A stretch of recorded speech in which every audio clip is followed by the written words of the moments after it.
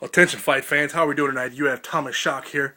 I want to go ahead and make a couple points that have really been bothering me, been on my mind a whole lot lately. I want to bring in a couple of names that we're going to talk about. But first and foremost, let's mention the place, Canton, Georgia. We're going to mention the North Georgia Wrestling Alliance. You see, about a month ago or so, at the inaugural North Georgia Wrestling Alliance show, Thomas Shock propositioned one Mr. Lance Dreamer, sir. Why don't you bring this arrogant young prick Justin Overstreet to the North Georgia Wrestling Alliance? Bring his old buddy Thomas Shock, and we'll throw down. We'll bring this heat to a head. We'll get rid of everything right there in his show. Now, see, then I'm going to bring you to a new date. I'm going to bring you to August 25th, 2012 in Canton, Georgia. Thomas Shock's going to be there. That young, arrogant prick Justin Overstreet's going to be there. And it's been confirmed that Thomas Shock is wrestling Justin Overstreet on that night. Thomas Shock is going to decimate Justin Overstreet on that night. Thomas Shock is going to prove a point to Justin Overstreet that it was never him. It was always about me. Thomas Shock. Thomas Shock was the member of that vehicle carpool that brought in all the money.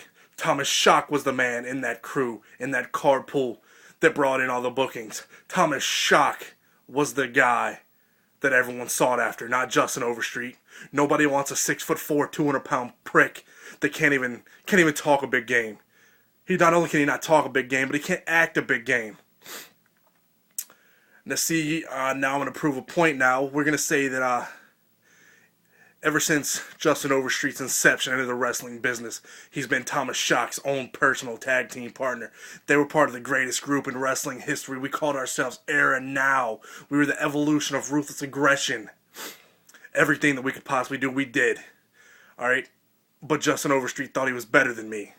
Justin Overstreet was never better than me. He decided that he himself needed to go out and find a new tag team partner. And who did he go out and find? Maybe you heard of him, bro. Maybe you heard of him. I mean, who hasn't? I mean, his name is Glacier. But Glacier, being the washed-up has-been that he is, still hasn't showed up for Justin Overstreet. Still hasn't been in a match with Justin Overstreet. So what's the point, man? You throw me to the curb. The best big man in the business today at 6'4" tall and 300 pounds. Are you kidding me, bro? Now let me tell you what's going to happen on August 25th. I'm going to walk into that building. I'm going to go put on that beautiful thing. I'm going to put on those beautiful white boots.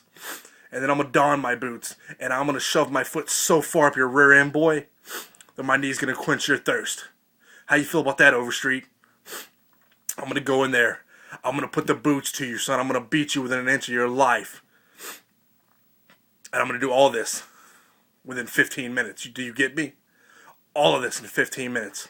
I'm going to go out there. I'm going to put the boots to you. I'm going to wear you out with that left hand. But it's going to be that moment, that culmination, that climax, when Thomas Shock spins around and he hits Justin Overstreet with that big lariat. That's when Overstreet's going to know that it was never him. It was always about Thomas Shock. I'll see you on August 25th, boy. Be there. I swear I'm going to come get you.